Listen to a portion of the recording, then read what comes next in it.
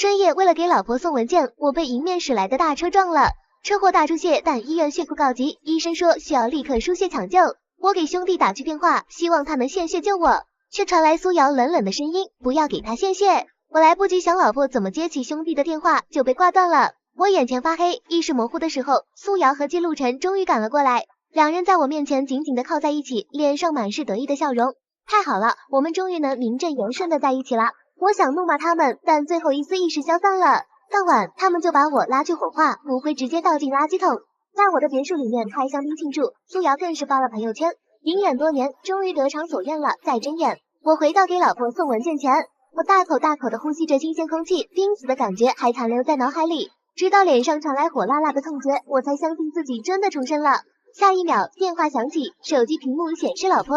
我忍着怒意接了起来，里面响起苏瑶急促的声音：林明志，桌子上有一份紧急文件，给我送来公司。苏瑶那明显不正常的声调和语气，我上辈子竟然没有发现，一心为他的紧急文件着急，甚至不惜开车超速也要送去。想必他早就不知道什么时候和季路晨搞在一起了，而自己还成了他们算计中的一环，死后骨灰被倒进垃圾桶，家产也被他们霸占。苏瑶也不在乎我有没有听清，直接挂断了电话。在他眼里，我就是一只听话的狗，他说东，我就绝不敢往西。送文件嘛，这次我要好好送他一份大礼。我在双方家族群开视频，美其名曰带他们感受城市白领的生活。晚上闲得没事的七大姑八大姨、叔叔伯伯婶婶立马加入了视频通话。晚上闲得没事的七大姑八大姨、叔叔伯伯婶婶立马加入了视频通话。我随手拿起桌上那份所谓的紧急文件，不过是一些过期的数据罢了。可怜我上一世竟然为他慌得乱了心神，连看都不看。我开着车慢悠悠朝着季路晨家里赶去，路上更是小心翼翼。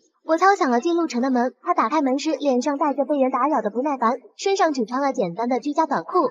他看到我时愣了一瞬，赶忙想拦住我，我一脚狠狠踹了过去，季路晨没防备，直接被我踹倒。我举着手机立马冲进了房间，只见苏瑶慌乱的用被子裹着自己，显然没料到会有人突然进来。家族群里顿时炸开了锅，我去，捉奸不带我，666，真丢人，祖宗的脸都被丢尽了。艾特苏大山，你家孩子怎么教的？伤风败俗。家族里不管年龄大小，都亲眼目睹了这不堪的一幕。等苏瑶认清来人是我，立马硬气起来，我让你把文件送公司，你来这里干嘛？我不答反问，你说你在公司加班，怎么嫁到了季路晨家里？以前苏瑶总是说晚上公司加班，亏自己还每次都留一盏灯等他。苏瑶倒是一点都不心虚，我上班太累，来他家里休息一会儿有问题？我怒极反笑，怎么你是自己没有家吗？非要去别人家休息？苏瑶大概是没想到我会这样咄咄逼人，顿时也怒了。林明志，你是个什么东西？你凭什么管我？我不动声色挂断了视频。季路晨这时也起身进来，林哥，事情不是你想的那样。事情是什么样，我心里清清楚楚。很快，苏瑶的手机就开始疯狂的响了起来，一个接着一个电话。每接通一个，苏瑶的脸色就白一分。林明志，你，苏瑶气得浑身发抖，她怎么也没想到林明志敢开着视频捉奸，完了，全完了。苏瑶这次算是彻底在两家人里出了名，成了笑柄。见苏瑶终于尝到了我送来的惊喜，我心下无比畅快。我推开站在门旁的季路晨，身后传来苏瑶歇斯底里的声音：林明志，我要跟你离婚，我头也不回。上一世我最害怕的就是苏瑶跟我提离婚，这一世我都死过一次了，还怕离婚？我刚回到家中，季路晨的电话就打了过来。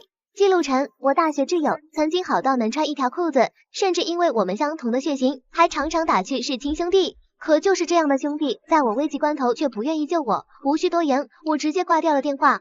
儿子已经熟睡了，我小心翼翼地从他头上拔了2根头发，让人送去做亲子鉴定。结果不出所料，养了3年的儿子果然不是我亲生的。苏瑶和季路晨至少背着我在一起3年多，我还傻傻的为自己深爱的女人能和兄弟和平共处而高兴。这几天苏瑶没回家，也没发任何一条解释的消息，反倒是家族群里的一些亲戚跑来安慰我，替我骂些不痛不痒的话。我照常每天上下班，公司的人总在背后用同情的目光看着我，我全部忽视掉，专心处理工作。助理进来告诉我苏瑶来了，我正准备说让把他赶出去，苏瑶就踩着8厘米的恨天高走了进来，脸上神情倨傲，又恢复了曾经那副金贵的模样。他随手甩出一份离婚协议，林明志，签字吧。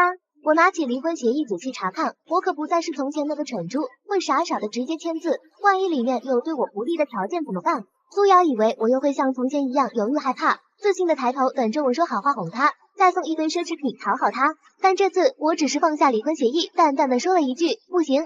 苏瑶凭什么出了轨还想离婚分走我一半的财产？这绝不可能。公司是我这些年一点一点打拼出来的，全是我的心血。苏瑶轻蔑一笑，还想像往常一样拿捏我。我是在通知你，不是在跟你商量。我头也没抬，离婚的事你跟我律师谈去吧。送客。助理很有眼力见的把苏瑶连推带请的赶了出去，中午必须给她加鸡腿。我想起苏瑶在公司挂着的闲职，直接让人把她开除了，同时通知人事部发布新的招聘信息。没过一会儿，门外又响起苏瑶的骂声，这次助理直接把她拦在了门外。苏瑶进不来，气得在外面又骂又砸。我让助理统计被苏瑶破坏的东西，到时候一并从她这个月工资里扣除。苏瑶在外面大喊：林明志，你会后悔的！不用再小心翼翼地哄着苏瑶，我心里竟然觉得意外的轻松。一整天的工作都没能让我感到疲惫，我决定今晚再去谈个合同。我和甲方约好在一个酒店谈合作，路过一个包厢时，隐约听到了记录晨的声音：瑶瑶，你确定林明志不会跟你离婚？放心吧，他爱我爱得要死，怎么可能跟我离婚？他就是欲擒故纵罢了。苏瑶自信满满的声音从包厢里传来，记录晨心里还有些担忧。这样最好，等我彻底掏空他公司，就不用委屈你了。紧接着是一阵暧昧的嬉笑声，我铁青着脸离开，光想着对付苏瑶，倒是差点忘了记录晨这个白眼狼。记录晨那个小工作室，如果不是我一直暗中扶持，早就倒闭了。现在还不宜打草惊蛇，至少要等我顺利离了婚之后再说。苏瑶近半个月没回家，儿子林小晨已经发现了异常，他眼睛里包着眼泪问我：爸爸妈妈是不是又不要我们了？苏瑶以前总提离婚的事，儿子也记在心里。看着林小晨，我心情复杂。小晨原来取名是知晓记录晨的意思。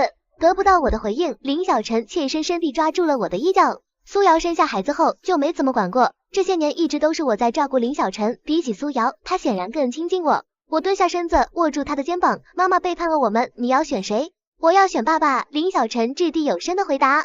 很好，记录晨，我可不会白白给你养儿子。我请的律师很快就拟好了一份离婚协议，苏瑶接过协议，看都没看就签了字。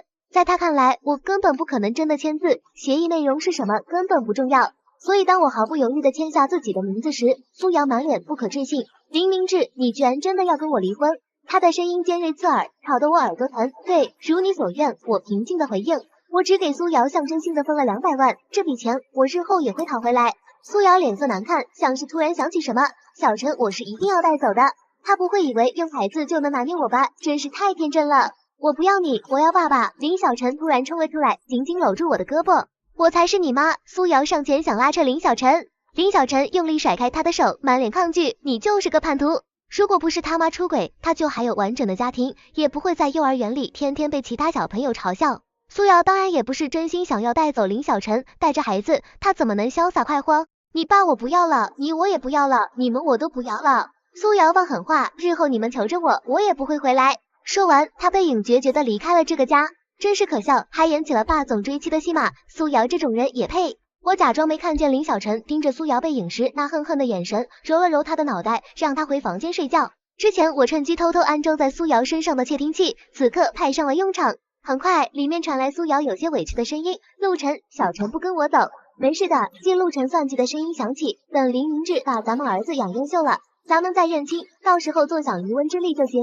可惜他的算盘要落空了。此处为付费节点，成功离婚后，我立马开始着手对付记录晨。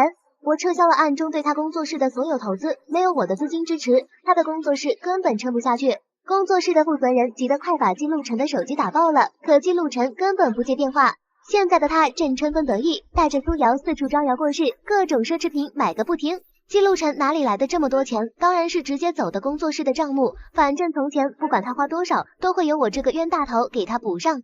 工作室负责人彻底慌了神，原本我撤资后账户就已经亏空，现在仅剩的一点资金还在10万的减少，他急得差点要报警。一查流水，发现所有钱都转到了记录晨的个人账户，电话打不通，发消息也不回，工作室负责人彻底摆烂，收拾东西跑路了。直到柜姐拿着银行卡刷不出钱，记录晨才看到手机上99家的未接电话，他赶紧回拨过去，等来的却是员工绝望的声音：老板，你破产了。记录晨和苏瑶只能在柜姐不屑的目光下，把挑选好的奢侈品一一放回去。切，没钱还来装阔！柜姐轻蔑的声音传入两人耳中，他们只能灰溜溜的离开。记录晨得知我这个大金主撤资后，彻底慌了神。怎么会呢？他怎么可能撤资？这么多年，不管工作室是盈利还是亏损，我都坚定不移的给他注资，现在怎么说停就停啦？没过多久，我的另一个手机就收到了靳路晨发来的消息，林哥，怎么突然撤资了？这么重要的事情，我们还是面谈吧。我答应了和他见面，心里隐隐有些期待，想看看他知道我就是他背后最大投资人时会是什么表情。我如约来到包厢，靳路晨起身迎接的动作突然顿住，脸上还维持着谄媚的笑容。我有些好笑的盯着他，怎么是你？赶紧滚出去，别耽误我谈大生意。坐在旁边的苏瑶打扮的花枝招展，脸上满是厌恶。林明志，我们早就结束了，能不能不要来烦我？靳路晨反应过来，恶劣的笑着。林明志，真是没办法，谁让瑶瑶更爱我呢？苏瑶能长得这么貌美，都是我这些年精心教养出来的。我实在想不明白，她有什么理由出轨一个样样不如我的男人？我把心里的疑问说了出来，苏瑶顿时厌恶的皱起眉头。林明志，你知不知道你身上的烧伤有多丑陋？我每天看着心里就犯恶心。我怔愣在原地，心里泛起无边的寒意。高中那年，苏瑶家里起了火灾，是我拼死将她救出来。也正是因为那次救人，我的身体被火焰灼烧，留下了难看的疤痕。这些年，我都不敢穿露肤度太高的衣服，没想到这竟然成了他嫌弃我的理由。我深呼吸一口气，只能怪自己当初爱错了人。不想再多说废话，我拿出另一台手机，拨通了靳路晨的电话。靳路晨看到后大笑起来，林明志，你不会想说自己是我的投资人吧？苏瑶也满脸不耐烦，林明志，你能不能别装了？就你那小破公司，还想当阿成背后的投资人？两人根本不信，靳路晨甚至扬言等着看我出丑。下一秒，靳路晨口袋里的手机响了起来，事情已经不言而喻，我挂断电话，转身朝外面走去。靳路晨在后面气急败坏的叫嚣，没有你，我一样可以成功。但事实却是，靳路晨根本拉不到新的投资，不到1个月，他的工作室就彻底倒闭了。不仅如此，他还欠了一屁股债务，每天都有收债的人上门催债，两人只能东躲西藏。再次见到苏瑶的时候，他突然冲到了我的车前。他早就不复之前的光鲜亮丽，双颊凹陷，皮肤蜡黄，整个人显得憔悴不堪。见我停下车，苏瑶立马跑上前扒住车窗，老公，老公，救救我！苏瑶，我有必要提醒你，我们已经离婚了。我冷漠的眼神刺痛了他。不是的，不是的，我知道你还爱我。苏瑶流出眼泪，不断向我忏悔，我保证以后会安安分分和你在一起。从苏瑶断断续续的哭诉中，我了解到，自从靳路晨负债后，性格变得阴晴不定，还染上了酗酒的恶习，每次喝醉后都会对他拳打脚踢。现在的苏瑶是偷偷逃出来的。我没说话，只是静静的望着苏瑶的身后。苏瑶僵硬的转过头去，脸上瞬间露出惊恐的表情。角落里，靳路晨表情阴鸷的站在那里，死死的盯着他。苏瑶急得拼命拍我的车窗求救，靳路晨上前一把扯住他的头发，将他往后拖。苏瑶挣扎不过，只能被他强行带走。让我没想到的是，没过多久，苏瑶竟然又出现在了我家中。她紧紧抱着林小晨，脸上带着一丝紧张。老公，你回来了。我沉下脸，苏瑶，你到底想干嘛？老公，你别闹脾气了，我们一家人好好过日子，行不行？苏瑶牵起林小晨的手，一脸无奈的样子，仿佛我才是那个无理取闹的人。苏瑶，你别忘了，当初是你执意要离婚的。哎呀，老公，当时人家是气话吗？就是想让你哄哄我。说着，苏瑶就想来拉我的手，我一把甩开她。苏瑶，你再不走，我就要叫人了。苏瑶仍旧站在原地，她不信我会真的狠心叫人赶她走。我也懒得再跟她废话，直接叫来保安，让他们把苏瑶拉出去。放开我，我是林小晨的母亲，是这个家的女主人，你们凭什么赶我走？苏瑶挣扎着大喊。保安们面面相觑，一时间不知道该怎么办。老公，就算你不喜欢我，我也是小晨的妈妈，你总不能不让我见他吧？苏瑶试图用孩子当筹码，她说的确实有道理，她有资格来看望孩子。孩子你已经见了，保安，把他送走。保安们立马执行命令，将苏瑶拖了出去。孩子你已经见了，保安，把他送走。保安们立马执行命令，将苏瑶拖了出去。他们心里清楚，谁才是这里的业主，谁给他们发工资。后来我才知道，苏瑶这次能逃出来，是因为她报警说靳路晨故意伤人，殴打她。靳路晨被关在了局子里，他才有机会来找我。接下来的几天，苏瑶几乎天天都来我家门口，借着看望孩子的名义想接近我。他又是打扫卫生，又是做饭，想尽办法献殷勤。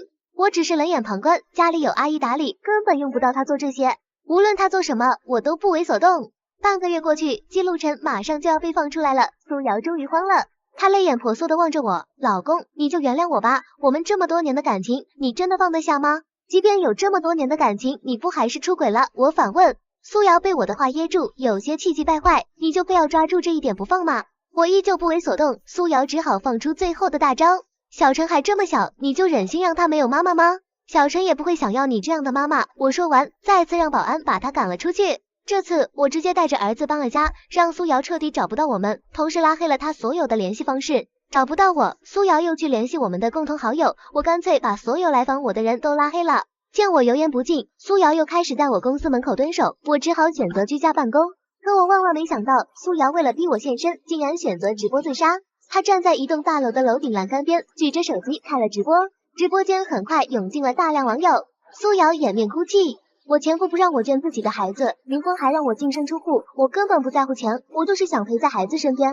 他的话瞬间引起了大片网友的同情，大家纷纷在评论区咒骂我，这种渣男就该去死，真是社会败类，支持姐姐去打官司，重新夺回抚养权。不过几分钟，我的个人信息就被网友扒了出来，公司也受到了影响，股票开始下跌。为了让网友相信他不是在做戏，苏瑶还专门派了正在赶过来的消防车。消防员赶到后，赶紧劝说他下来，苏瑶却坚定地摇头，今天林明志不来，我是不会走的。全网都在寻找我，而我却在家里稳坐泰山。苏瑶这么惜命又自私的人，根本不可能真的寻死，他无非是想利用舆论逼我妥协。舆论发酵的越来越厉害，我的社交账号下全是辱骂和诅咒的留言，私信也被骂声刷屏。见全网都站在自己这边，苏瑶越发得意，她换了个账号给我发消息，语气带着挑衅。老公，你现在哄哄我，我就答应复婚，到时候我会跟网友解释清楚的。我直接把这个账号也拉黑了。发现自己又被拉黑，苏瑶脸色难看到了极点，对着镜头大喊，林明志，如果你再不同意让我见儿子，我就从这里跳下去了。很快我接到了警察打来的电话，希望我能去现场调解一下。警察的要求我自然要配合，于是跟着他们一起去到了楼顶。苏瑶衣着单薄，身形消瘦，被冷风吹得瑟瑟发抖，也亏得他能硬撑这么久。看到我终于出现，苏瑶脸上露出一抹得意的笑容，仿佛在说，看吧，最后你还不是来了。我站在一旁一言不发，没有丝毫要劝说他的意思。两人就这样对峙着，苏瑶尴尬地站在栏杆边，不上不下。旁边的消防员见状，赶紧给了他一个台阶下，他才装作不情不愿的样子，从围栏边下来了。我嗤笑一声，别以为我没看到你死死握着栏杆的手。苏瑶的脸瞬间涨得通红，还不是因为你不肯见我，我才只能出此下策。出轨的是你，提离婚的是你，现在过得不好了，想复婚的是你，拿孩子威胁我的也是你。我毫不留情地戳穿他，怎么好事全让你占了？我的话被旁边还没离开的群众听得一清二楚，大家都开始对着苏瑶指指点点。苏瑶咬了咬牙，压低声音威胁我，那又怎么样？如果你不跟我在一起，我就继续曝光你。他以为我会害怕，简直是异想天开。他闹得越凶越好，等真相大白的那天，他摔得才会越惨。见我没有妥协的意思，苏瑶果然继续在网上造谣抹黑我。一些极端网友甚至找到了我的住址，好在小区安保给力，没出什么大问题。但林小晨就没那么幸运了，在幼儿园里没人愿意跟他玩，大家都嘲笑他，孤立他。我告诉林小晨，现在所有的一切都是苏瑶造成的，就连我的公司也因为他受到影响，股票下跌，说不定以后我们还要睡大街。小小的林小晨握紧了拳头，脸上满是愤怒。他原本以为妈妈回来后家里就能变好，没想到反而变得更糟了。没钱了，他就去找苏瑶，逼他拿钱出来，苏瑶拿不出来，就会被他一顿打骂。苏瑶离婚时带走的那点钱，很快就被季路成挥霍一空。季路成还把他关在家里，防止他逃跑。季路成自顾不暇，自然也就没时间来找我的麻烦。看来我介绍的专业追债团队效果确实不错，而我对林小晨更是愈发宠爱，他想要什么我就给什么，就算做错了事情，也有我帮他兜底。受苏瑶的影响，林小晨从小到大，身边总有人提起他妈妈出轨的事情，骂他妈妈是贱人。久而久之，林小晨的性格变得越来越暴躁，经常和人发生冲突。对此，我从来都不干预，只是默默帮他摆平所有麻烦。除了给他提供物质上的保障，我几乎从不插手他的成长。直到林小晨成年，季路成仿佛才想起自己还有这么个儿子。这些年，我一直暗中派人跟着林小晨，观察他的一举一动。